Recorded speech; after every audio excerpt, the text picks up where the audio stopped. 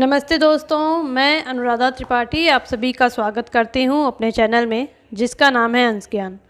दोस्तों, आज हम बात करेंगे भगवान श्री हरि को प्रसन्न करने के उपायों के बारे में।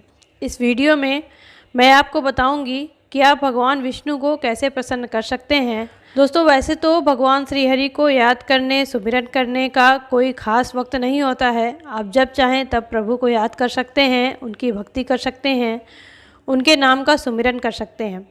परंतु दोस्तों, सप्ताह में एक दिन अर्थात गुरुवार का दिन जो होता है वह दिन भगवान श्री हरि को समर्पित होता है।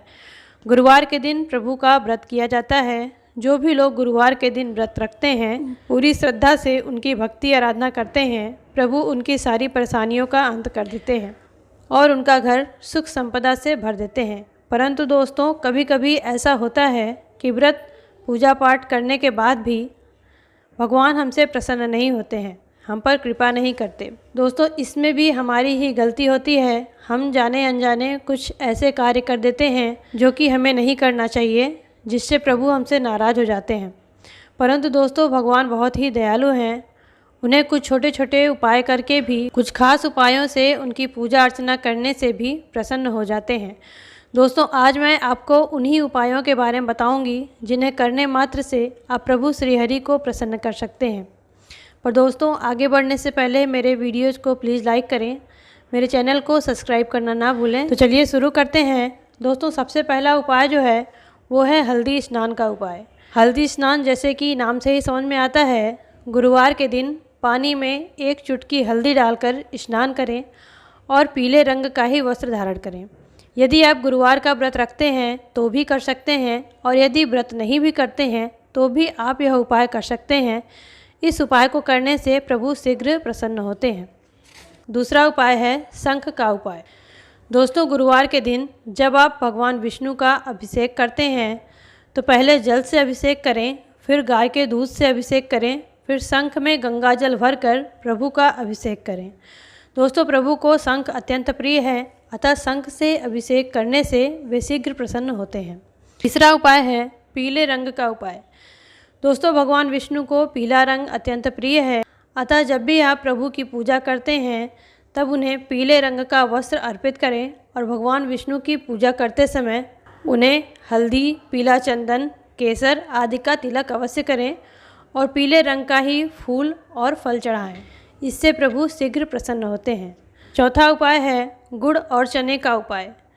दोस्तों, यदि आप भगवान विष्णु को शीघ्र प्रसन्न करना चाहते हैं तो गुरुवार के दिन किसी ऐसे मंदिर में जाकर जहाँ पर भगवान विष्णु की प्रतिमा है वहाँ पर गुड़ और चने की दाल, केसर और पीले रंग का कपड़ा चढ़ाएं। ऐसा करने से भी भगवान श्री हरि की कृपा आपके ऊपर बरसती है। दोस्तों, पीपल के पेड़ में भगवान विष्णु का वास माना जाता है, अतः गुरुवार के दिन पीपल पर मीठा जल जरूर चढ़ाएं।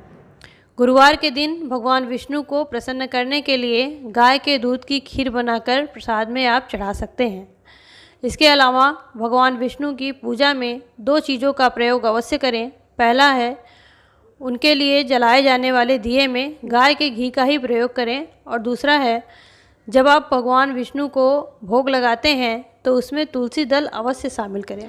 दोस्तों, इन उपायों को करने से भी भगवान श्री हरि आपसे जल्द ही प्रसन्न हो जाते हैं। अगला उपाय है पीले रंग की चीज़ों का दान करना।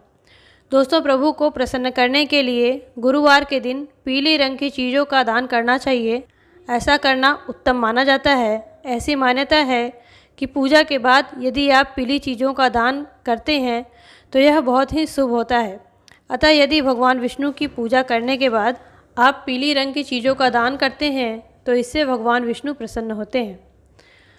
अगला उपाय है जानवरों को भोजन कराना। दोस्तों, भगवान विष्णु को जानवर बहुत ही प्रिय होते हैं। यदि आप भगवान विष्णु की पूजा करने के बाद किसी भी पशु पक्षी को खाना खिलाते हैं तो इससे प्रभु जल्द ही प्रसन्न होते हैं। अगला उपाय है केले के पेड़ की पूजा करना। दोस्तों, श्री हरि की पूजा के बाद केले के सामने घी का दीपक जलाकर उनकी स्तुति करें तो इससे भी भगवान की कृपा आपके ऊपर बनी रहती है। दोस्तों, इसके अलावा यदि आप गुरुवार का व्रत करते हैं या नहीं भी करते हैं तो भी आपको गुरुवार के दिन कुछ विशेष बातों का ध्यान रखना चाहिए। जैसे कि गुरुवार के दिन घर में विशेष सफाई नहीं करनी चाहिए, पोछा भी नहीं लगाना चाहिए, क्योंकि ऐसा करने से छोटे छोटे जीवों की मृत्यु हो जाती है, जिससे प्रभु नाराज़ हो जाते हैं।